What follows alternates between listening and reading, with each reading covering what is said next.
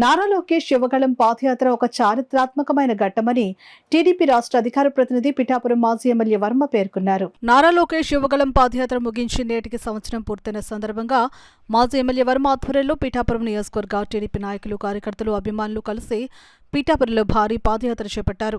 పీఠాపురం మహారాజాకోట ఆవరణలో గల టీడీపీ కార్యాలయం నుంచి ప్రారంభమైన ఈ భారీ పాదయాత్ర Kotagummam centre, Bangaramma Ravichettu centre, cinema centre, Kacheri centre మీదుగా పాదగయ క్షేత్రం సెంటర్ వరకు సాగింది. దారి పొడుగున కార్యకర్తలు నారా లోకేష్ జిందాబాద్, లోకేష్ నాయకత్వం వర్ధిల్లాలి అనే నినాదాలతో హోరెత్తించారు. ఈ సందర్భంగా మాజీ ఎమ్మెల్యే వర్మ మీడియాతో మాట్లాడుతూ తన పాదయాత్రతో పార్టీకి ఊపిరిలూది పార్టీని బలోపేతం చేసిన టీడీపీ జాతీయ ప్రధాన కార్యదర్శి, రాష్ట్ర మంత్రి నారా లోకేష్ నాయకత్వం పార్టీకి, భవిష్యత్తు తరానికి ఎంతో అవసరమని అన్నారు. కానీ నారా లోకేష్ పాదయాత్రలో రాత్రింబావుల్లో కష్టపడి పనిచేశారు. రాత్రి 2 అయినా 3 అయినా ప్రజలు ఎదురు చూస్తూ ఉండేవారు. ఒక్క చంద్రబాబు నాయుడు గారు అక్రమ అరెస్టు రోజు తప్పితే ఏ రోజు కూడా పాదయాత్ర ఆగలేదు. ఈవేళ ఉభయ గోదావరి జిల్లాలో కూడా బ్రహ్మరథం పెట్టారు. పిఠాపురం నియోజకవర్గంలో 5 రోజులు పాదయాత్ర చేశారు. ఈ విధంగా లోకేష్ గారు పాదయాత్రలో పలు హామీలు ఇస్తూ, హామీల సందర్భంగా ఎక్కడికెక్కడ ఇప్పుడు ప్రభుత్వం వచ్చాక మరి హామీలు పూర్తి చేయడం జరుగుతుంది.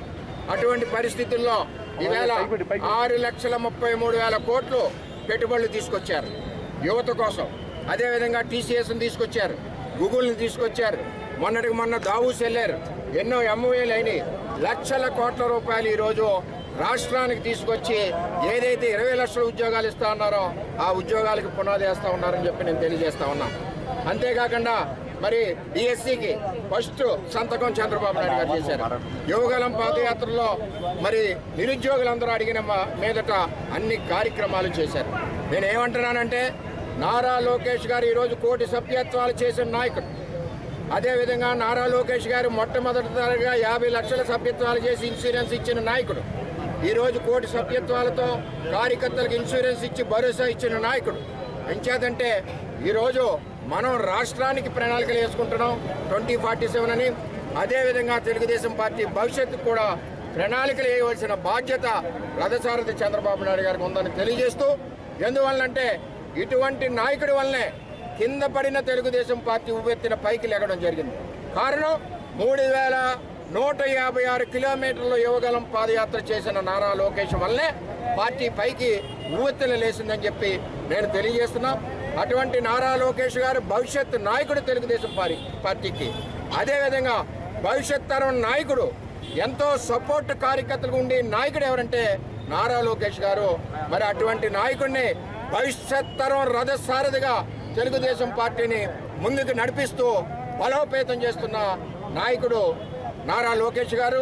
యువగలం పాదయాత్ర సందర్భంగా 1వ రోజు పూర్తి చేసుకున్న సందర్భంగా ఈరోజు పిఠాపురం నియోజకవర్గంలో వేలాది మంది కార్యకర్తలు పాదయాత్ర చేస్తూ నారా లోకేష్ గారికి బ్రహ్మరథం పెడుతున్నారు.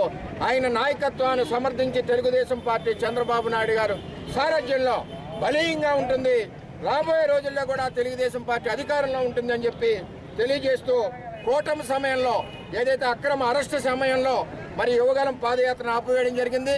అదే సమయంలో జనసేన పార్టీ పవన్ కళ్యాణ్ కూడా తెలుగుదేశం పార్టీకి మద్దతు ఇవ్వడం జరిగిందని కూడా నేను తెలియజేస్తున్నా. ఏది ఏమైనా యువగలం పాదయాత్ర అన్నది తెలుగుదేశం పార్టీకి పునాది, బలపెట్టిన పార్టీ, వెన్నెముక యువగలం పాదయాత్ర అని చెప్పి తెలియజేసుకుంటూ